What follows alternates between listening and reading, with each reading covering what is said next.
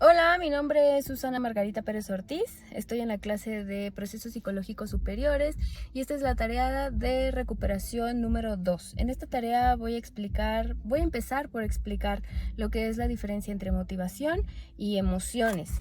Aquí tengo un pequeño apoyo visual que me voy a empezar a ayudar empezando con la motivación. ¿Qué es la motivación y cómo se diferencia de las emociones? Bueno, de la motivación, aquí tengo que un organismo es cómo interactúa con el ambiente. ¿Cómo es que la conducta de este organismo va a estar orientada a las consecuencias de las respuestas que va a obtener al interactuar con su ambiente? Básicamente, el objetivo o el objeto de estudio de la motivación es las probabilidades de las respuestas que va a tener esta persona con, con la interacción de los estímulos.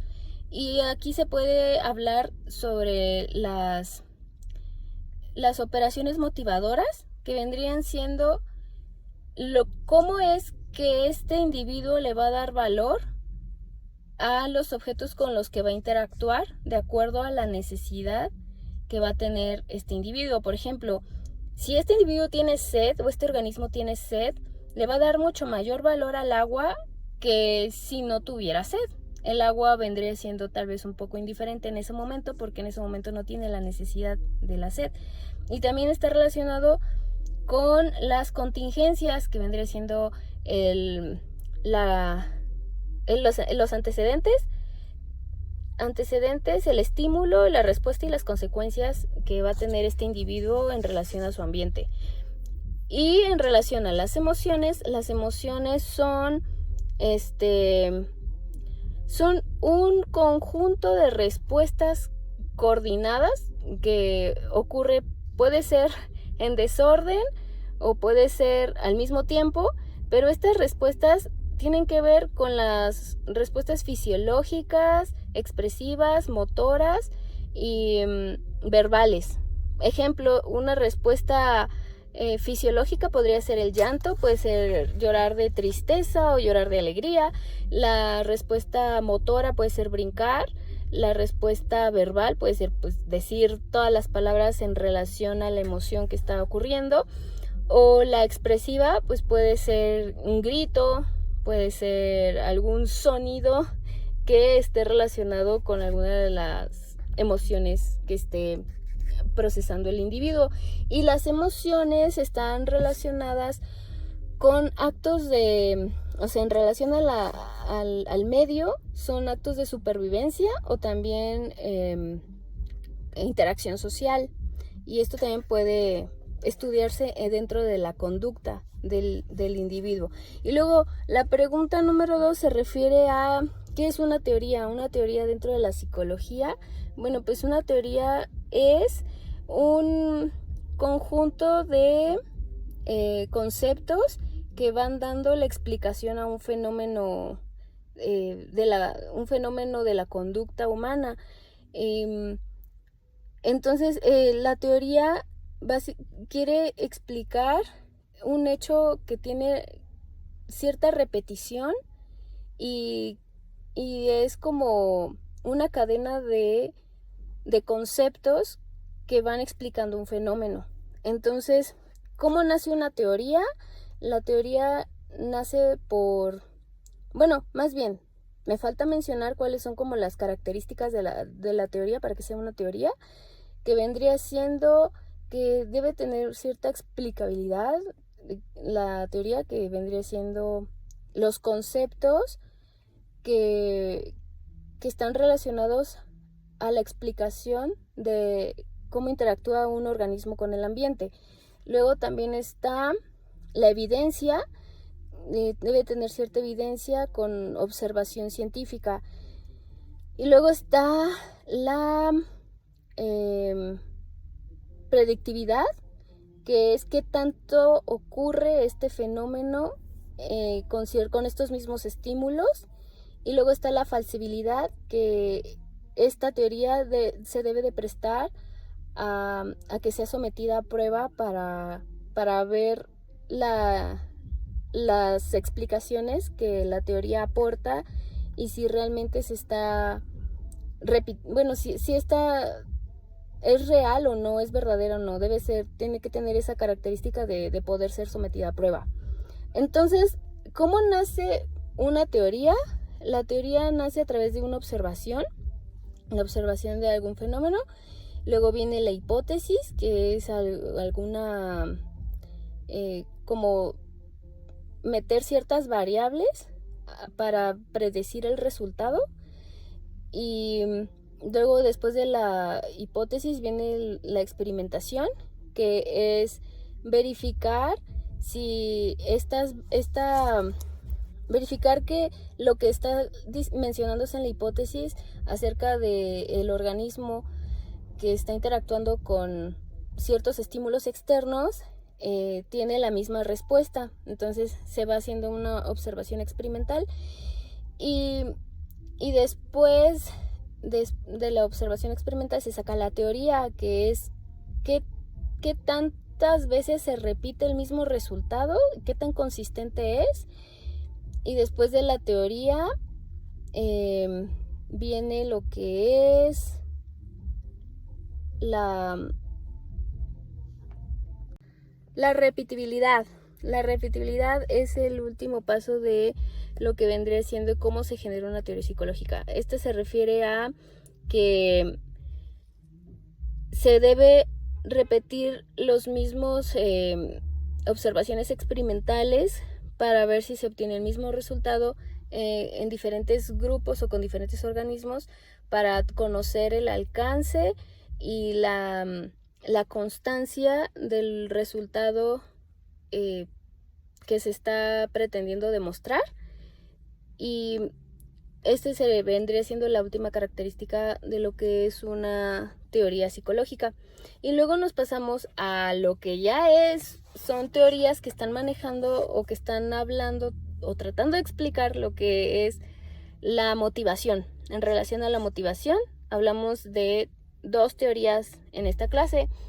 Una de ellas es la autodeterminación. La autodeterminación se refiere a que hay estímulos en el ambiente que también influyen en la conducta o aumentan la probabilidad de que la conducta se repita o se mantenga o se refuerce. En este caso, hablamos de que hay 3 dimensiones funcionales que son habilitadas dentro de esta teoría. La número 1 es la autonomía, la número 2 es la competencia, y la número 3 es la vinculación. Dentro de la autonomía se refiere a que hay mayor probabilidades de que la conducta se repita si hay opciones en el ambiente donde se pueda elegir, donde haya alternativas. En lo que se refiere a la competencia es de que hay mayor probabilidad de que la conducta se mantenga cuando en el ambiente hay o está diseñado o es posible que el individuo pueda desarrollar habilidades y competencias, o sea, que esté desafiado, que haya competencia. Y en lo que de vinculación se refiere es a que la conducta se puede reforzar cuando en el medio hay una vinculación social, o sea, que sí te permita tener una interacción, y eso también se vuelve un motivador. Para hablar dentro de la misma teoría que está relacionada a la autodeterminación, que vendremos haciendo esto, para explicar esta misma teoría, explican que hay motivación intrínseca y motivación extrínseca. Bueno, aquí hay un apoyo visual. Dentro de esta motivación intrínseca y extrínseca, precisamente como lo muestra el dibujo, que hay como una bolita en el pecho y que vendría representando lo que es intrínseco, lo que está dentro de, y lo que extrínseco, pues que lo está cargando, ¿no? Esta esfera es algo que está fuera del individuo. Lo que se refiere a la motivación intrínseca es cuando la actividad o el estímulo causa una motivación inherente por el hecho de hacerla nada más. Es como un gusto que se disfruta por el simple hecho de realizar esa misma actividad, como por ejemplo alguien que le gusta tocar el piano, se mantiene motivado porque le gusta, es algo intrínseco. O también de motivación intrínseca también se puede referir a situaciones fisiológicas, como por ejemplo sentir hambre, sentir sed. O sea, son cosas que ocurren dentro del cuerpo, que son fisiológicas y que también tienen que ver en la motivación a tener una conducta para poder alimentar o para poder alimentar una necesidad. Luego está la motivación extrínseca, que se refiere a cuando ocurre cuando hay una relación en las consecuencias externas, es decir, los reforzadores o los castigos. Entonces, la motivación extrínseca también se puede explicar que tiene cierto grado de autonomía a través de los reguladores. Hay reguladores externos y un regulador introyectado. El regulador externo es, por ejemplo, esto de que mantiene la conducta a través de reforzadores y castigo. Un reforzador es cuando incrementa la conducta y un castigo es cuando decrementa la conducta. Un ejemplo podría ser como un reforzador, que cada vez que hagas un buen trabajo, todos los de tu trabajo te aplauden y eso a ti te causa gozo. Entonces el hecho de que te aplaudan se vuelve un reforzador que va a incrementar tu conducta de entregar tus cosas a tiempo, ¿no? Por no decir. Y un castigo vendría siendo cuando ocurre algo que decrementa la conducta. En este caso, el mismo ejemplo de tu trabajo, que cada vez que entregas algo, solamente te dicen de que no lo haces bien. El hecho de que tu jefe te haga algún gesto de ¿esto es lo que entregas? O sea, ese tipo de cosas podría hacer que no te sientas motivado, que te sientas triste, no valorado y prefieras mejor ir haciéndolo cada vez más mediocre. Bueno, podría ser, es otro ejemplo, pero tu conducta de hacerlo cada vez mejor va decreciendo. Eso depende de cada individuo, pero para el ejemplo puede ser así. Y eso es en cuanto a la teoría de la autodeterminación. Y regresando aquí al apoyo visual, tenemos esta pirámide que hablaremos de la pirámide de Maslow. En la pirámide de Maslow se refiere a que hay 5 escalones para llegar a la autorrealización. Según Maslow, la autorrealización es que cada individuo alcance su máximo potencial. Y para ello se requiere cubrir ciertas necesidades para que eso sea posible, debido a que Maslow consideraba que las personas se quedan atoradas en ciertos escalones de la pirámide y ya no logran su máximo desarrollo. Entonces, como aquí vemos en la pirámide, en el color naranja, en el color naranja se puede hablar podríamos decir que es la base de todo, que son las bases fisiológicas, ¿no? Comer, dormir, tomar agua, es lo que el cuerpo necesita para poder empezar a llegar al siguiente escalón, que vendría siendo la seguridad, el tener un techo, tener un lugar donde dormir, un espacio seguro, que no haya depredadores, que simplemente que sienta tranquilidad y paz. Ese ya es el segundo escalón. El tercer escalón de la pirámide, que vendría siendo el color verde fuerte, vendría siendo lo que es la vinculación, tener relaciones sanas, tener como ser social, tener una comunidad, sentirse integrado a esa comunidad, tener vínculos saludables.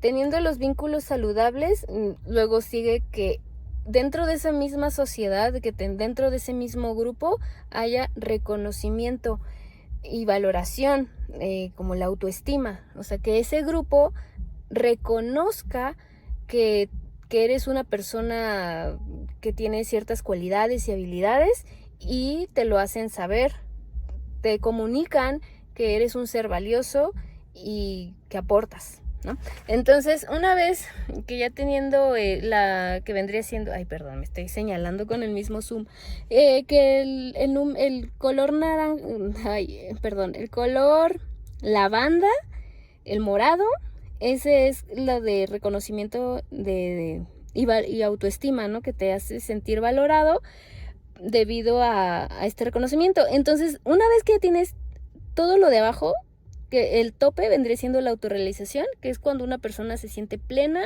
y se siente satisfecha con lo que ha logrado en su vida. De eso habla la pirámide de Maslow. Un ejemplo de estas dos teorías, hablando específicamente de la teoría de la autodeterminación, que está relacionada a la motivación intrínseca y a la motivación extrínseca, como un ejemplo personal, es que a mí me gusta pintar. Me gusta pintar en acuarelas. En los últimos años empecé a pintar lo que soñaba. Entonces, como me gusta y disfruto los colores y ver la intensidad del pincel y del agua y de explorar nuevas técnicas, esa motivación es intrínseca porque lo disfruto hacer, no es como que alguien me obligue o que sea algo por lo que me paguen y que esté obligada a entregar cada fecha. Simplemente es por el gusto de hacerlo.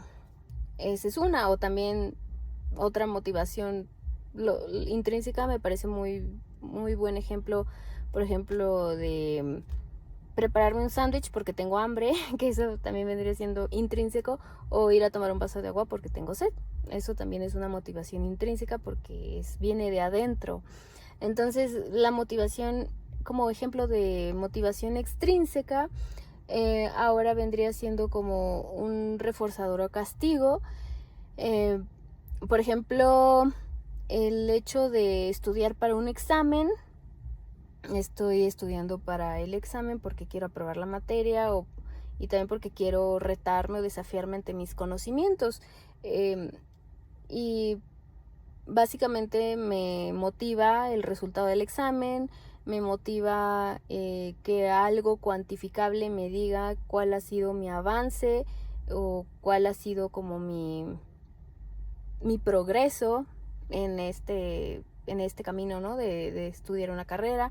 Entonces, esa vendría siendo la motivación extrínseca, algo que me motiva a hacer las cosas porque quiero ver el reflejo de un resultado en un número, ¿no? Entonces, eso podría ser una motivación extrínseca, que el número es el reforzador a mi conducta, el número del test o del examen sea lo que me aliente a mí al resultado a continuar.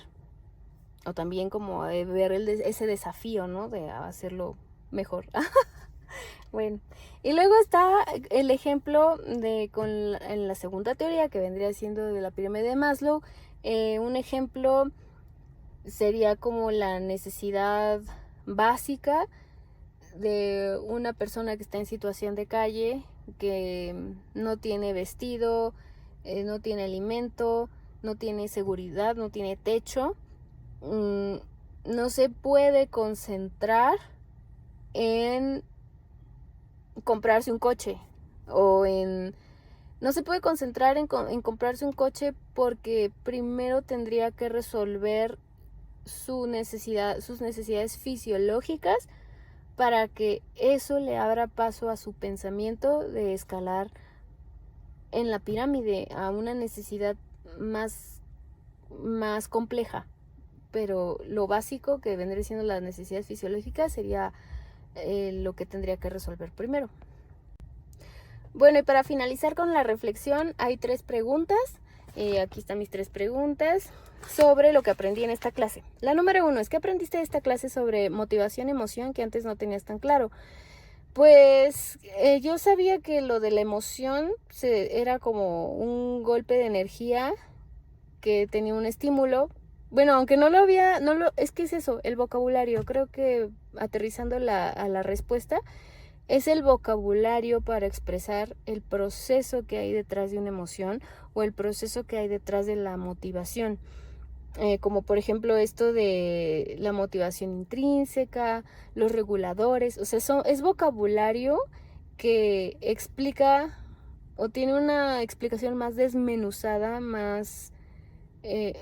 todavía más específica de lo que es el proceso que hay detrás de la motivación y la emoción. Entonces, eso no lo tenía tan claro. Creo que el tener el vocabulario que vaya explicando de una manera tan detallada es algo que aprendí muchísimo en esta clase. Luego, ¿qué condiciones en tu propia vida facilitan o obstaculizan que dediques conducta a actividades más allá de cubrir lo básico? Bueno, condiciones en mi propia vida que facilitan, pues la verdad es como ciertos, ¿cómo decirlo? Ciertos privilegios que veo o que por ejemplo, la teoría de Abraham Maslow me dieron una mayor claridad de que cuando una persona va avanzando en la pirámide tiene como un despeje mental, es decir, hay más probabilidades de que puedas pensar en cosas que te realicen como persona y que esas facilidades pueden ser el tener un coche, porque de lo contrario estarías pensando en cómo transportarte. Entonces te despeja la mente, te abre espacio para poder pensar más en tu autorrealización. O también cosas que obstaculizan, por ejemplo, se me ocurre el celular. Puedo tener la facilidad de tener la tecnología a la mano, pero si no la sé usar, eso me puede llegar a obstaculizar en mi propio desarrollo. O sea, puedo tener las habilidades, puedo tener las facilidades, pero un obstáculo también vendría siendo el mal uso de estas herramientas. La tercera pregunta: ¿cómo aplicarías lo aprendido a tu formación como terapeuta para entender la conducta de tus consultantes desde un enfoque funcional y contextual? Aplicaría lo aprendido de tal forma que puedo poner mayor atención en el ambiente en el cual se está rodeando mi consultante, porque eso me va a dar una mayor idea, o voy a tener como una mayor idea de cuáles son los detonadores de su comportamiento, lo que lo motiva a hacer las cosas, o también, digamos, lo que está frenando su comportamiento. Es decir, cuáles son sus reforzadores y cuáles son sus castigos en su ambiente que también van moldeando su conducta. O sea, todo este tipo de cosas de vocabulario, como este razonamiento o esta lógica de los eventos que puede tener una persona, no lo tenía en cuenta. Entonces, creo que esta clase disminuyó ese sesgo cognitivo, me amplió mi marco, mi marco contextual, mi marco del conocimiento, y es muy valioso para la hora de tener un consultante, tener más variables en cuenta que puedan facilitar el cambio o el acompañamiento de este consultante. Muchas gracias.